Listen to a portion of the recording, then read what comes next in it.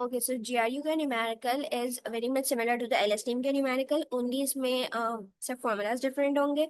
हमारे पास तीन वर्ड्स, वही कैट डॉग मिल्क जो हमने एलएसटी में लिए थे वही लेके चलेंगे, और इसमें भी हम कैट को ही प्रोसेस करेंगे। और वन हॉट इंकोडिंग के बाद जैसे उसमें हो रहा था 100010 एंड 001 हो जाएंगे। और इसके बाद हमें यहाँ पे प्रीवियस स्टेट गिवन है। एलएसटीएम के अंदर हमारे पास तीन गेट्स होते हैं, उसमें फॉरगेट गेट भी होता है, इसमें फॉरगेट गेट नहीं होता, इसमें सिर्फ अपडेट एंड रीसेट गेट होते हैं जीआरयू के अंदर। तो अपडेट गेट के हमारे पास वेट्स एंड बायस गिवन है, रीसेट गेट के वेट्स एंड बायस गिवन है, और कैंडिडेट हिडन स्टेट है हमारी, उसके वेट्स एंड बायस गिवन है। देन हमें अपडेट गेट वेक्टर फाइंड करना है, और अपडेट गेट वेक्टर का फॉर्मूला होता है जैसा उसमें था एलएसटीएम के अंदर, कि हमें इनको कॉन्कैटिनेट करना है, वेट के साथ मल्टीप्लाई करके बाय के साथ ऐड करके सिग्मॉइड निकालना है। तो यहाँ पे भी ये उसी तरीके से हो रहा है। इसके अंदर यहाँ पे ये इस तरह लिखा हुआ है, बट हम इसको मैट्रिक्स की फॉर्म में अगर लिखेंगे तो 0.4 -0.2, ये जो हमारा ये पूरा WZ था वो है। और HT-1 था हमारे पास 0.2 -0.1 100, और जब इन दोनों को मल्टीप्लाई कराएंगे तो हमारे पास दो वैल्यूज आएंगी,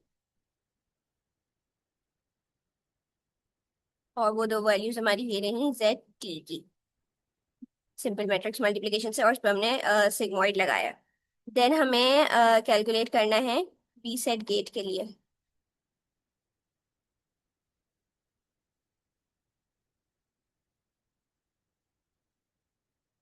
रीसेट गेट का भी सेम फॉर्मूला होता है, सिर्फ WZ और BZ की जगह पे WR आ जाएगा। हम सेम कॉन्कैटिनेट करके वेट के साथ मल्टीप्लाई करेंगे, BR के साथ ऐड करेंगे और सिग्मॉइड निकालेंगे, तो हमारे पास इसकी भी दो वैल्यूज आ जाएंगी।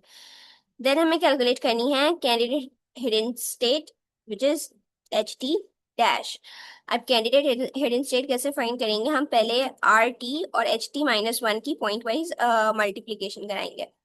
जो हमारे पास पॉइंट वाइज मल्टीप्लिकेशन से आंसर आएगा, उसके बाद हम इस मैट्रिक्स के अंदर इनपुट्स को जो हमारा इनपुट मैट्रिक्स था उसको कॉन्कैटिनेट कर देंगे।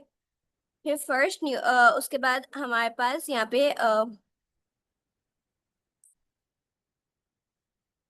हमने RT और HT-1 का पॉइंट वाइज मल्टीप्लाई करा दिया, और इसको XT के साथ कॉन्कैटिनेट कर दिया। अब हमें से WH के साथ मल्टीप्लाई करना है और BH के साथ ऐड करके 10H निकालना है।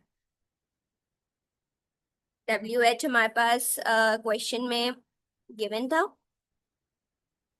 जब हमने इन दोनों को मल्टीप्लाई कराया और उस पर 10H कैलकुलेट किया, तो हमारे पास एक और मैट्रिक्स आ जाएगा, जो कि हमारे पास कैंडिडेट हिडन सेल स्टेट होगी। देन हमें कैलकुलेट करनी है हमारी final hidden state, which is HT। अब उसका ये फॉर्मूला होता है 1 - ZT, मतलब जो हमारे पास ZT कैलकुलेट हुआ था उसमें हमें पॉइंट वाइज 1 सब्ट्रैक्ट करना है, एलिमेंट वाइज। जो यहाँ पे जैसे फर्स्ट वैल्यू जो है उसमें 0.6225 थी, तो उसमें से हमने 1 माइनस कर दिया, 0.3941 थी सेकेंड में, तो हमने उसमें से 1 माइनस कर दिया। और HT-1 की हमारे पास वैल्यूज गिवन थी 0.1 -0.1। ZT की वैल्यूज के को HT डैश के साथ पॉइंट वाइज मल्टीप्लाई कराना है, तो बेसिकली 1 - ZT और HT-1 को मल्टीप्लाई करना है,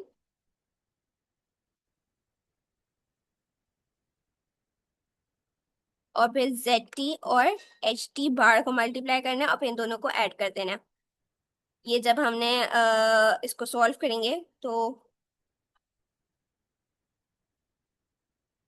हमारे पास ये मैट्रिक्स आ जाएगा। और ये हमारे पास फाइनल आउटपुट है, हमें ZT कैलकुलेट करना था, RT करना था, HT bar and HT calculate करना था।